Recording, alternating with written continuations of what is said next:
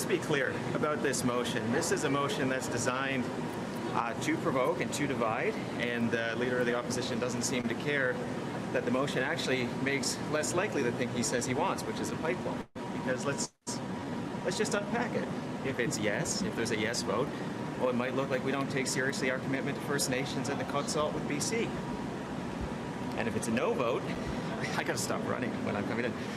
So look, if it's a yes vote, it might look like we don't take seriously our requirement to consult with BC and First Nations. And if it's a no vote, it might look like we're not serious about the pipeline. So this, let's take it to a meta level. He knows what he's doing.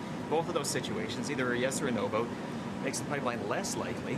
The Prime Minister is a serious man for a serious moment. The Leader of the Opposition is not, and he's playing political games, and he's jeopardizing Canada's economy. But if you're saying that the motion will make you more divided, isn't that saying that your party's already divided on the issue? No, I didn't say all. I said what it is. It signals something either to First Nations or to the business community.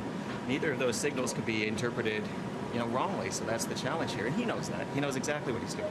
Doesn't the motion say, though, consult with something to the effect of in recognition of the duty to consult? Well, this is one of these things that the motion can change right up until the day it actually comes in. So you asked me how I'm going to vote. I'm going to look at the actual motion and the language of the motion, but let's be really clear about what's going on right here.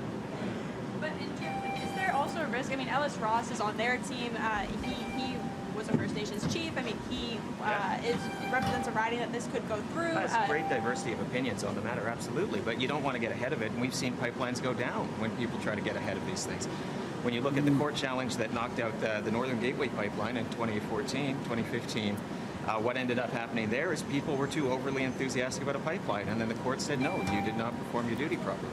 Are you expecting your party to vote as a bloc altogether on this? Will it be a whip vote? I haven't had any conversations to that effect, but I think that I look forward to seeing what my colleagues have to say about it. But we all know what's going on here. Like we're not confused about what they're trying to do here, but it's silly. It's not what the country needs at this moment. What this country needs is serious leaders acting in a serious fashion, not playing games that jeopardize the economic future of this country. Thank you. Thanks very much. Just on this Conservative pipeline motion tomorrow, what do you make of it? How are you going to vote tomorrow? What do you expect to see from your party? Well, both the Liberals and Conservatives have forgotten that they have a duty to consult with First Nations people. It's not something that happens after the fact. It's something that happens before. And although Prime Minister Carney has spoken a good game, if you look at Bill C-5, he doesn't talk about the duty to consult and accommodate. That's deeply troubling. And the fact that I hear the Conservatives and the Liberals bantering back and forth, violating their constitutional rights to Indigenous peoples with a total disregard for the climate emergency that we're in is deeply troubling. During the election, we heard a lot about how voters who traditionally voted NDP were maybe voting Liberal. They wanted to counter the Conservatives and Pierre Poilievre. Are you thinking that some of those voters may have regrets when they see things like this pipeline potentially being built? Well, Carney touted himself as an environmentalist. I know he wrote a book in terms of a green economy. That certainly his actions are not indicative of that.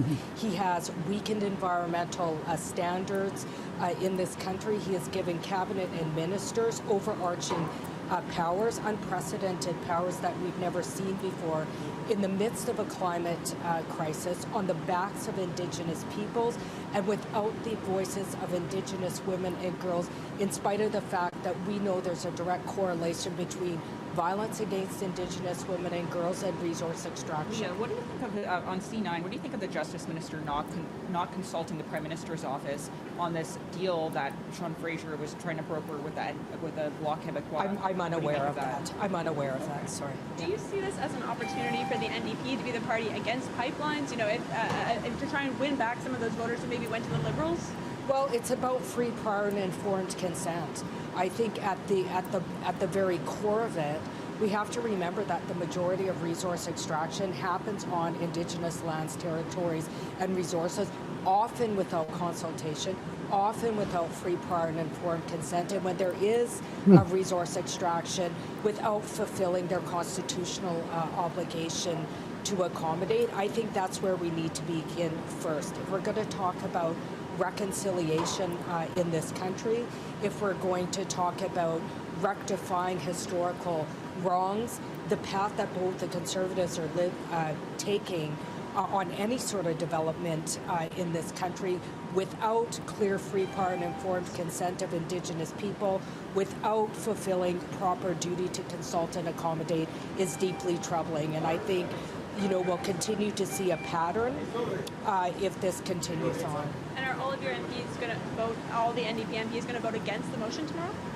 I can't say at this point. We'll be discussing it as a caucus, but I suspect we'll probably proceed that way. Thank you. Okay, thank you so much. Pipeline motion tomorrow? Are you going to vote in favor of Of course I'm going to vote in favor.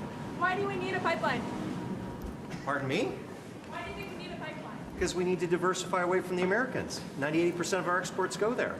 We'll be hearing all about this in debate. Thank you. How are you going to vote on the pipeline motion? Just watch. Do we need a pipeline in Canada?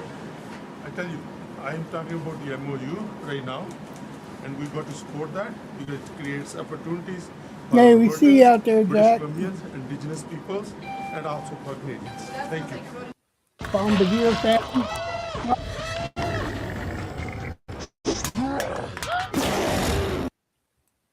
All right, so that was a Conservative motion trying to force a vote on the pipeline deal. And leave your comments and your thoughts. We'll be back. We always are. Have a good evening. Bye-bye.